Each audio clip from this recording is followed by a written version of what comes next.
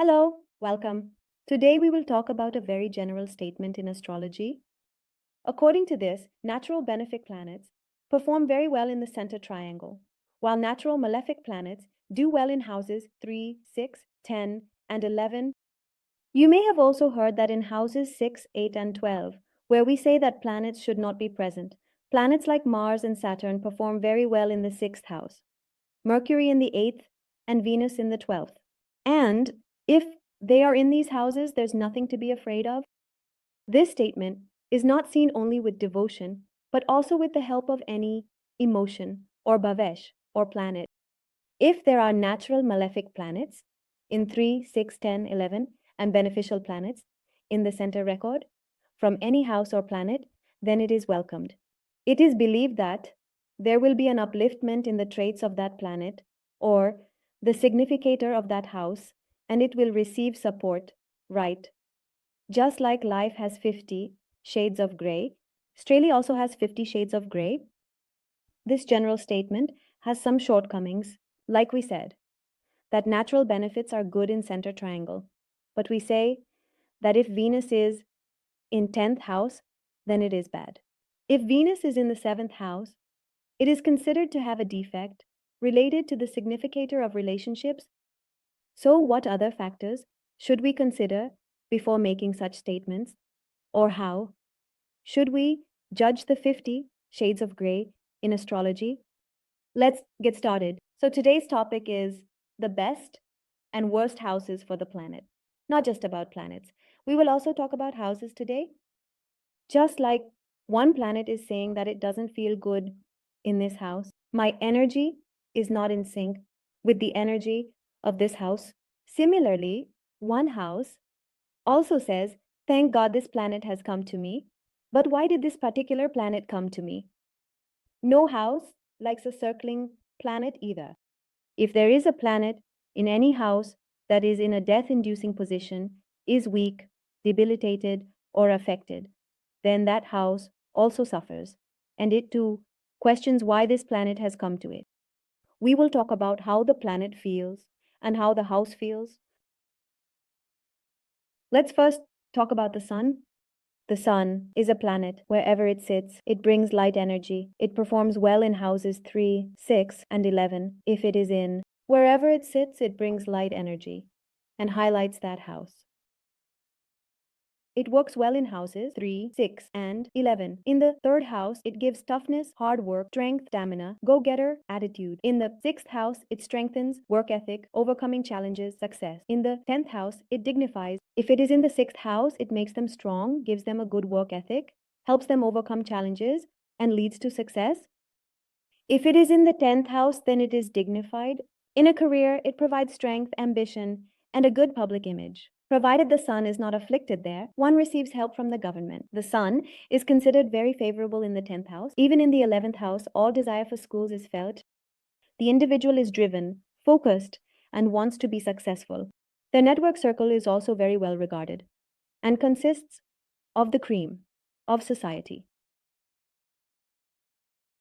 Now, the sun is considered neutral. In the 3rd, 6th, 10th, and 11th houses, the sun is beneficial. In the ascendant, it means growth, a strong personality, and this means that you will get growth. You are a very headstrong personality and are responsible. The potential is very high, but there will be some deterioration in family dynamic and there will be some challenges in relationship. Why? Because if the sun is in the 5th house, it makes you creative, provides growth, but it can also influence education and relationships with children, possibly leading to separation. Sun in 9th house aids speech, learning, affects father time. But it shows a bit of negativity in the relationship with the father. I said this because the 1st house and the 9th house are signifiers, and the sun rules the 5th sign of the Kalpurusha. So let's say if the sun is placed here and it gets reflected, it's a very, very bad position. Now, this loss has caused damage and it becomes a bit difficult to control it because now our house has also gone and the significator has also gone. Now, the sun is definitely not good. The sun is definitely not good in the 4th, 7th, 8th, and 12th houses. In fact, these houses also indicate why the sun has come here. The sun is also not comfortable, and the sentiment is also not comfortable. Like those people in the house who are more street smart and know how to talk. We think that the sun is good externally, but it's not good in the fourth house.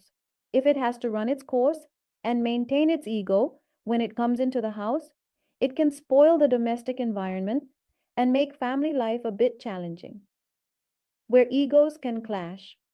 However, the sun might provide functional benefits, so it could offer some comfort and convenience, especially if your home is in a well-known society. If the sun is in the seventh house, then it falls into the sign of Kalpurusha, where it is considered weak. And if the sun is in the seventh house, then it's like your evening birth, where the sun is setting.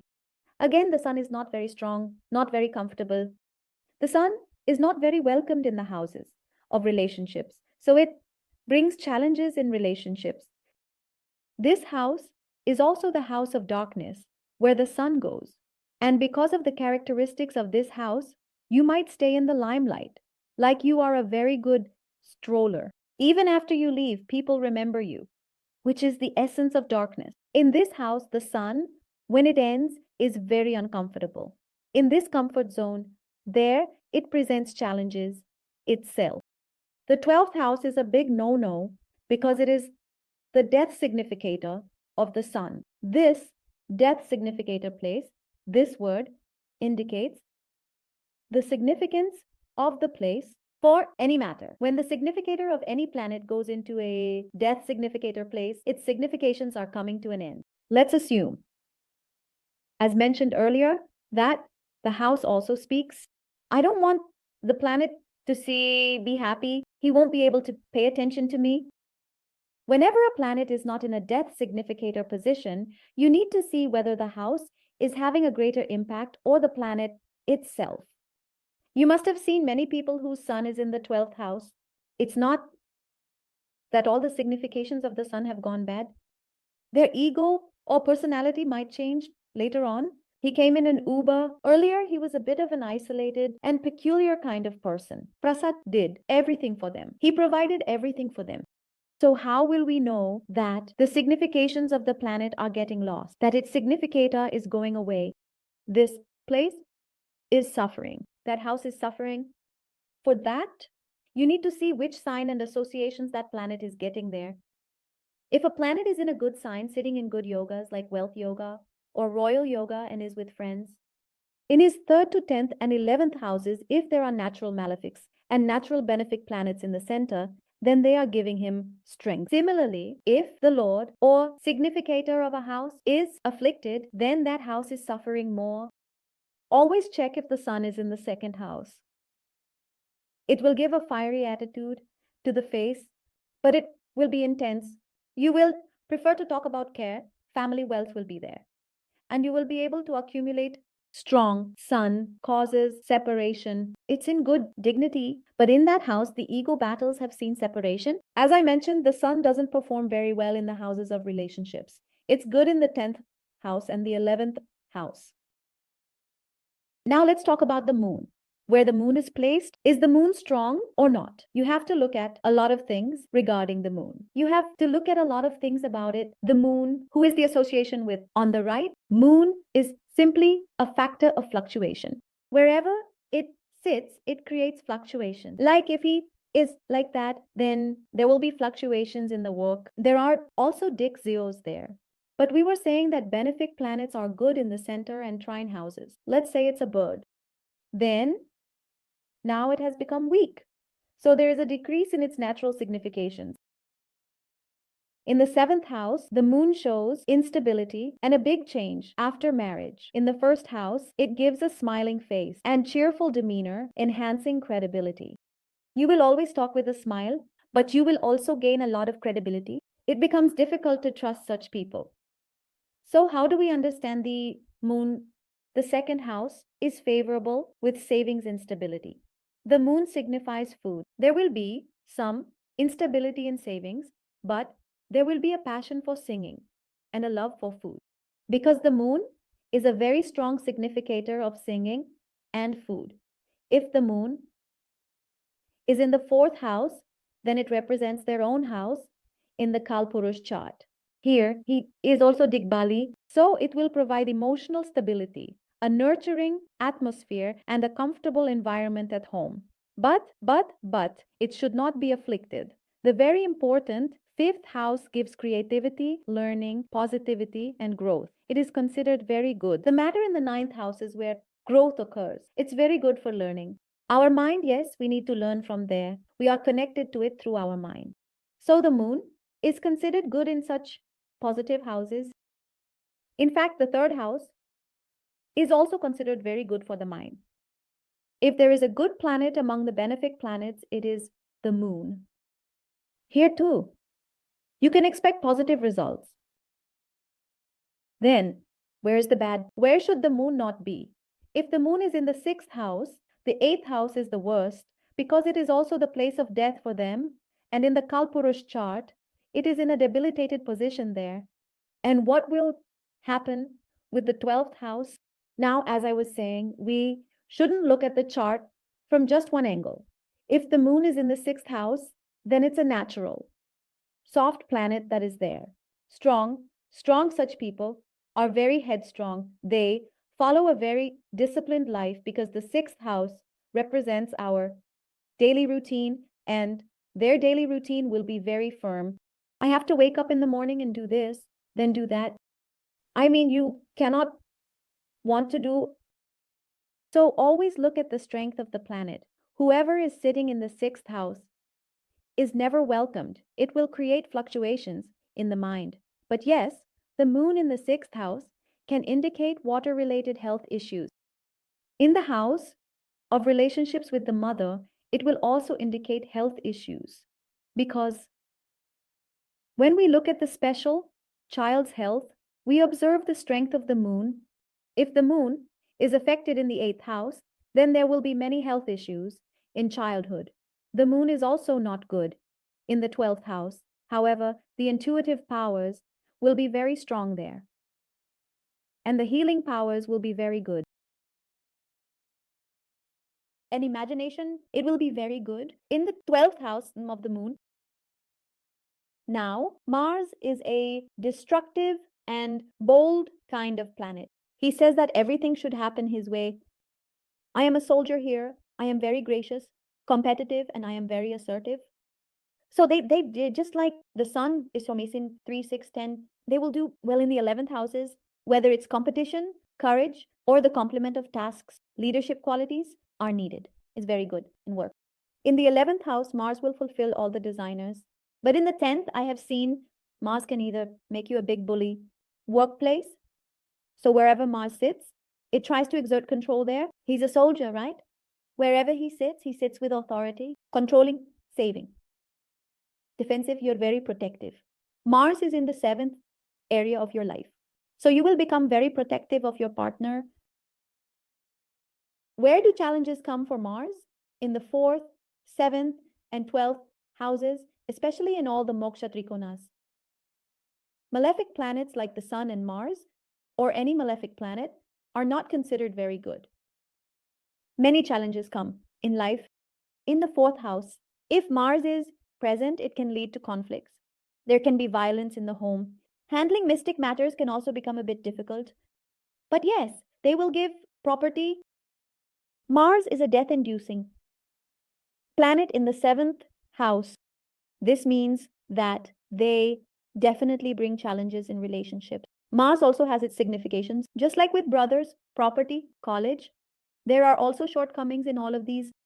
If Mars hasn't received any other kind of strength, in this house can give you brutal dates.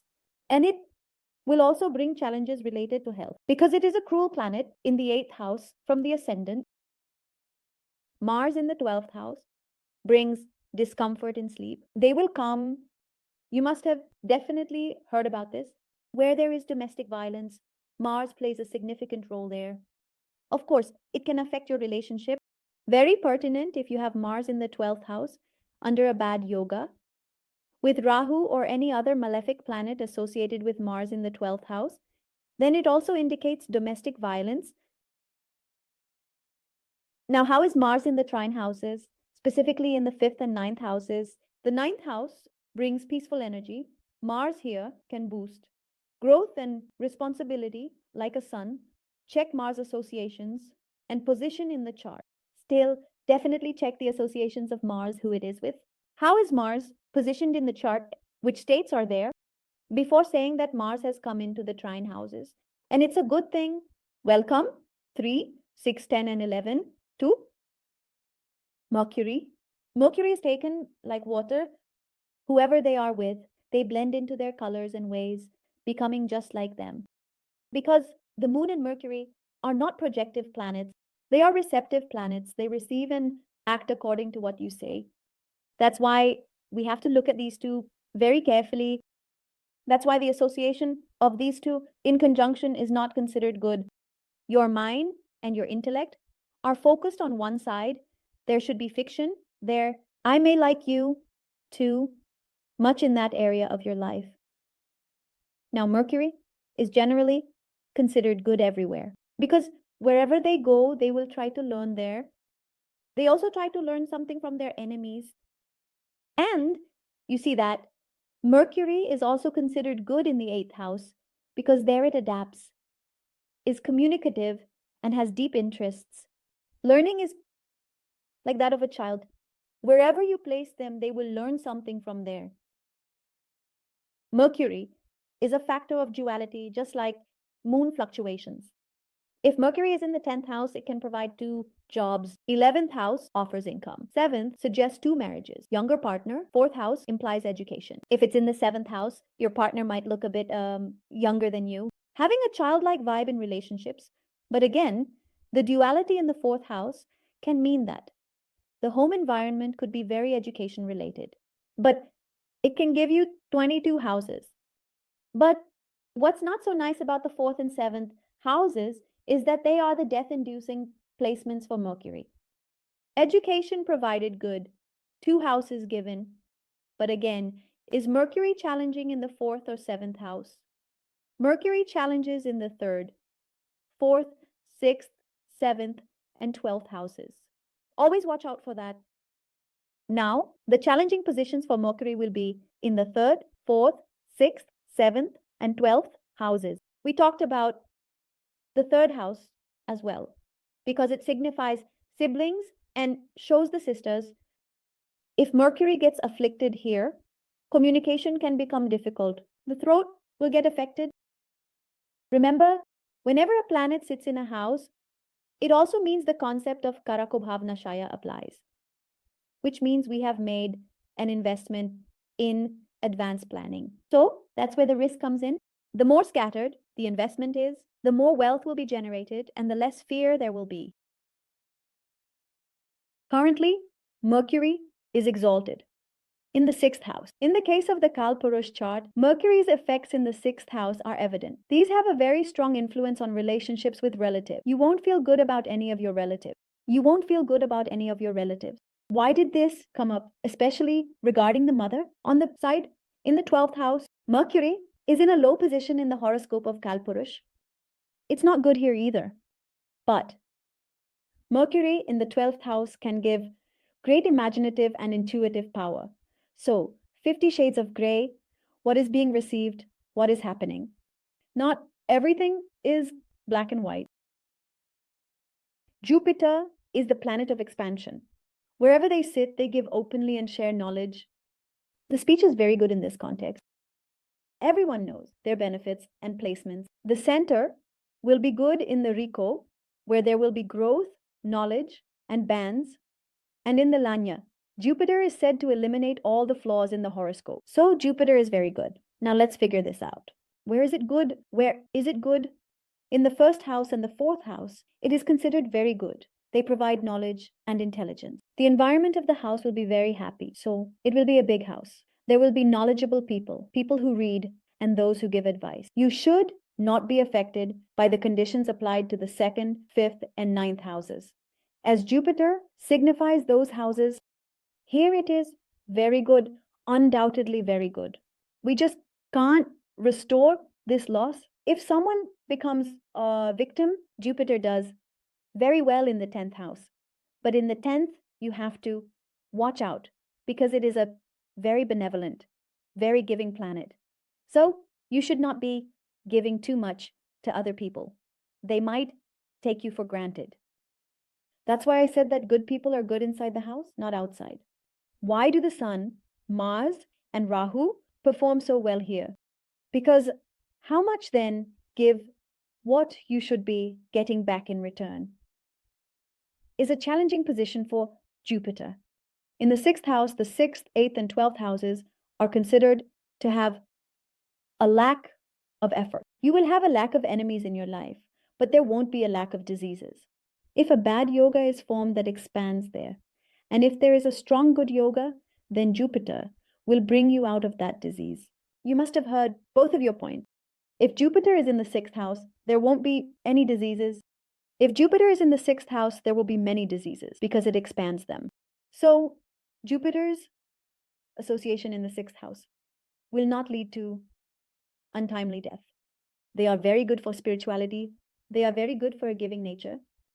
In the 12th house, again, Jupiter is in a decent placement for guidance and spirituality, for connectivity and design. But remember, if the houses are flourishing in the 6th, 8th, and 12th, they are saying that it's fine. Jupiter has come to us, but the significations of Jupiter are still decreasing. They come to your relationship, which is signified by Jupiter.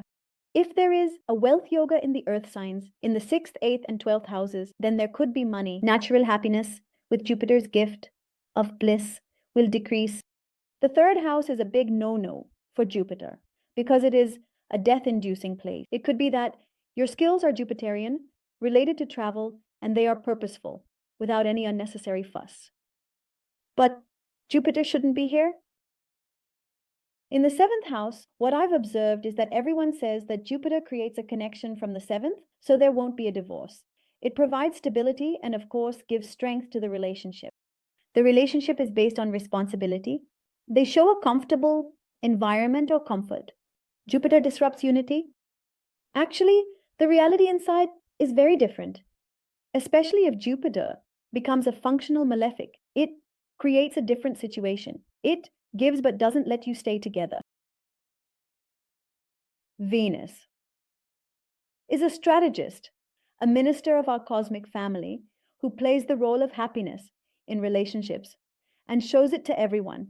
Wherever Venus sits, it shows us what we love to do. Just like Jupiter, Venus performs very well in the angular and trine houses, and if Venus is in the 7th house, after the angular and trine houses, it creates a lustful pull which can be damaging. If it's affected, then it can't be repaired now. This is also a part of it. My significator has also gone. In the 10th house, they are considered to have a dignity of 0, which means there will be a decrease in the natural significations of the planet. 59 is naturally a fire element place. Here, Venus is very good for knowledge. The house of knowledge is represented by Venus, which is a very knowledgeable planet. But we need to be watchful about what kind of associations Venus is getting here. In the 4th house, they are also very good. There, they are directional strength, but not to be afflicted. Venus performs decently in the 3rd house, 12th house, and the 8th house as well. What will happen for those houses? In the 3rd house, your efforts will be reduced. In the 12th house, you will experience bed pleasures. And in the 8th house, you will go for a long time. For example, if the Sun or Venus is in the 8th house, you are remembered even after your date. Venus still travels here. Venus faces the most challenges in the 6th house because it is a death factor there. And in the Kalpurush chart, it is also considered weak in that position. So if now the 7th house or Lord of the 7th house gets spoiled and Venus gets affected by going to the 6th house, so your partner may be diseased, the relationship may not last long. But what I noticed in the umbrella is a good thing. Whenever I see Venus in someone's chart, their strategy is really good. When Venus decided to become the guru of demons, that's when the demons started to win. Whenever I won't see Venus in someone, their strategy is very good. When Venus decided to become the guru of demons, that's when the demons started to win. They are very good at strategy making. So, how do we bring Nemi down? How to cleverly maneuver and get out of it. This Venus comes under the influence of Saturn, who is our discipline, task, master. Wherever we sit, we will get the work done. Let's see. Which house speaks about you coming to us? Saturn promotes discipline and hard work. These are the factors for longevity, career, and stability. The 3rd, 6th, 10th, and 11th houses are good for them. It's good in the 8th house too, but if it's in the 3rd house, then it's booking hard lessons. If it's in the 6th house, then they are drowning the enemies. Saturn gives long life in the air, but it also brings long illnesses in the ashram and the 10th house. It provides success in career, but there should be enough peers. The 10th and 11th houses are also significant, especially so if they are suffering in the 10th house. So now the planet has moved away. The significator has also gone. Now the work won't go well. For them, the 7th and 12th houses are not bad either, because in the chart of Kalpurush, they are exalted in the 7th house, and here they are also directional strength, and they are also considered decent. They provide stability in relationships on both sides, but they also bring a lot of boredom into the relationship. In the 12th house, they are also good for speech growth. I mean, they are not like, truly and deeply a test, partner, or everything. There is nothing here. This type of Saturn can provide you with such an attitude. Now, the challenging positions are the 1st house and the 4th house. The 1st house is the most challenging because in the chart of Kalpurush, they are in a debilitated position there.